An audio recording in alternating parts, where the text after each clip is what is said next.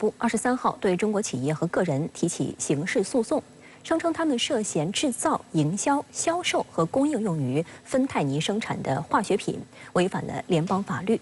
对此，中国外交部发言人表示，美方企图通过施压、胁迫和非法手段解决自身在禁毒问题上的关切，实际上是内病外治，这行不通，只会害人害己。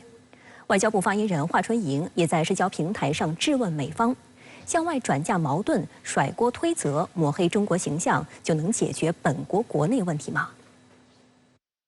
美国芬太尼类物质滥用，阿片危机频发，但美政府为掩盖自身监管不力，不断强行甩锅中国。当地时间6月23号，美国司法部对4家中企和8名个体提起刑事诉讼，声称他们涉嫌非法生产、贩运用于制造芬太尼的化学制品，其中2名中国公民已被捕。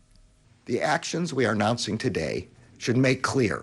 that the U.S. Justice Department is accelerating our efforts to disrupt the manufacture and trafficking of fentanyl at every stage and in every part of the world. 这是美国首次针对在境内贩运制造芬太尼的原料起诉中国公司。我驻美使馆发言人谴责此举是美方精心策划的诱捕行动，严重侵犯了有关企业和个人的合法权利，并称这种长臂管辖还将给中美反毒品合作带来更多障碍。 外交部部长助理发言人华春莹24号晚间到25号午间，在社交平台连续发文表示，美国在第三国采用钓鱼执法诱捕中国公民，这是典型的任意拘押、单边制裁。寻找替罪羊并不能解决美国自身的毒品问题，美方应立即撤销对中方禁毒执法机构的制裁，停止实施悬赏诱捕和任意拘押，立即释放非法抓捕的中国公民。 华春莹表示，美国人口占世界5%，但消费了世界80%的阿片类药物，且至今没有正式整类列管芬太尼类物质。美国应该做的，难道不是全力减少国内毒品需求，通过法律和教育来保护本国公民吗？美方真的认为向外转嫁矛盾、甩锅推责、抹黑中国形象就能解决本国国内问题吗？ 华春莹还追问美方，枪支暴力与毒品问题一样，夺走许多人的生命，为什么美政府不制裁制造和销售枪支的军火商？同时，美国国会又为何通过决议指责中国审判美国籍毒贩马克思威丹？他藏匿了60公斤冰毒，足以杀死3万人。中美关系确实是非常的复杂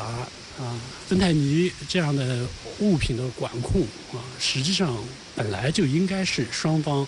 积极有效合作的议题，而且呢，这也是一个低政治的议题。即使在这样的议题的处理中，美方都把它当做一个武器化和高政治议题的那种操作，这不能不说，美方在对华政策中，在利用各种它能够使用的议题，对华进行一系列的扭曲 或者是污名化。据美司法部介绍，芬太尼是一种高度成瘾的合成阿片类药物，其成瘾效力比海洛因强50倍，比吗啡强100倍。芬太尼及其类似物给美国各地社区造成了严重破坏，并助长了持续存在的药物滥用危机。然而，美国政府却不努力解决问题，不止一次甩锅中国，试图掩盖自身监管不力。 5月30号，美国财政部就以参与跨国销售非法药品生产设备为由，宣布制裁13个中国实体与个人。当时，我驻美使馆发言人称，美国内毒品泛滥根源在美国自身，美方不从减少国内毒品需求、加强处方药管控、强化毒品危害宣传教育入手，反而对他国任意挥舞制裁大棒，企图混淆视听、误导公众，转嫁自身治理不力责任。美国民众和国际社会对此看得一清二楚。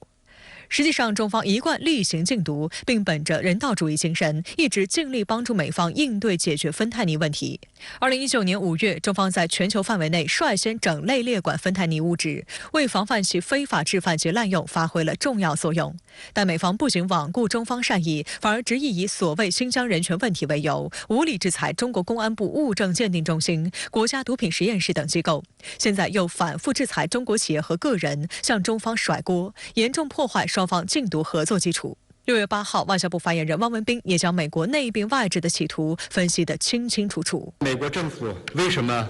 忘恩负义，多次起诉制裁中国企业和个人，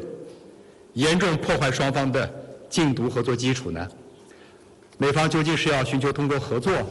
来解决国内的毒品问题，还是把打压遏制中国放在更重要的位置呢？汪文斌强调，中国政府始终严厉打击毒品犯罪，在全球范围内最早整类列管芬太尼物质，也是世界上易制毒化学品管制最严厉的国家。所谓中国芬太尼前体非法芥末输美，纯属虚假信息。另据路透社报道，美国国务卿布林肯23号宣布，他将在7月7号召集数十个国家和国际组织召开一次线上部长级会议。此举目的在于联合各国共同努力防止非法制造和贩运合成药物，确定新出现的毒品趋势，并有效应对其对公共卫生的影响。观察指出，布林肯又在拉帮结派，试图给中国施压，此时也再度将美国对华外交的两面性暴露无遗。一方面说要稳定中美关系，另一方面又制造中美关系紧张事件。布林肯稍早前访华时，中方就明确表示，大国竞争不符合时代潮流，更解决不了美国自身的问题。美国要尊重中国，任何一方都不能按照自己的意愿塑造对方，更不能剥夺对方正当发展权利。所以美方在对华政策中很明显是缺乏诚意的，这就导致出来美对华政策的最终的结果也很难会见到成效。所以中美关系未来面临的挑战，必然是来自于美方在对华政策中一系列的误读误判以及一系列的错误作为。总体而言，我们说中美关系就其现实面而言，还是有非常广泛合作基础的，经济的相互的交融、人文交流的这样的一种紧密以及全球性问题，双方必须合作的现实。但是美整体的对华政策却是沿着一个竞争的议题更激烈，合作的议题导向竞争的方向，这样的一种现实，必然会导致美整体的对华政策会沿着一个更具冲突和对抗方向发展。相关话题来连线特约评论员陈斌。陈先生您好。中国外交部指责美国执法人员通过钓鱼执法，围绕芬太尼问题来诱捕中国公民，这究竟是怎么回事呢？主持人好，中国外交部指责美国钓鱼执法是针对美国司法部对4家中国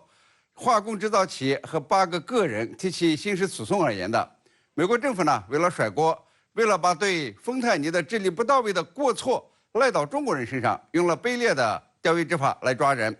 美国监督局的人呢，曾经伪装成芬太尼制造商，在第三国墨西哥与中国公民联系，要购买制造芬太尼所用的化工原料，并说呢用加密货币支付。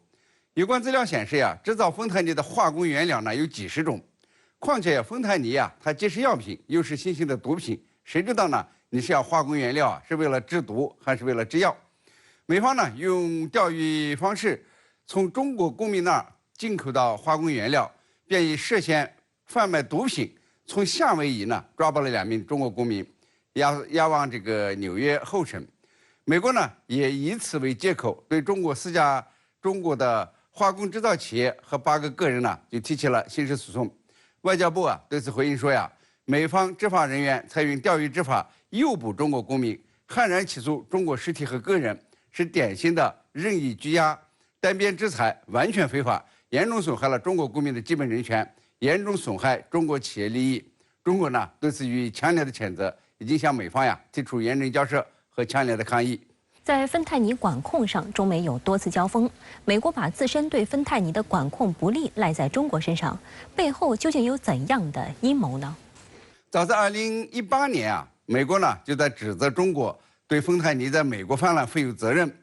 这个中国当时呢就严厉的回击，声明这个中国不是美国芬太尼类物质的主要来源地。芬太尼类物质管控呢是一个国际性的问题，需要各国共同努力才行。芬太尼原来是主要麻醉药，后来呢就被国际贩毒集团演变成了毒品。中国呢对芬太尼产品的进出口是有严格管控措施的，主要呢是当药品来制造，有限的出口也主要是针对发展中国家，比如说斯里兰卡、厄瓜多尔、菲律宾、土耳其等等，并不包括美国。美国的芬太尼来源呢则主要是从墨西哥进口的。美国呢用于毒品的芬太尼好多年呢都是管控不力，给美国人带来的危害呢也比较大。美国这样做呢是想抹黑中国，把中国污蔑为专门出售毒品害人的形象。这呢也是中国威胁论的变种，背后的阴谋呢就是中国是不可信的，中国人和中国企业都很坏，不应该打交道。那么这种抹黑呢，同样是煽动其他国家呀与中国脱钩断链的一种把戏。不过呢，美国的盟友，比如说欧洲国家，还有日韩等亚洲国家，并没有出现芬太尼泛滥，那是他们管得严呐。因此呢，美国甩锅中国的做法已经是不攻自破了。好的，谢谢陈先生在线与我们分享您的观点。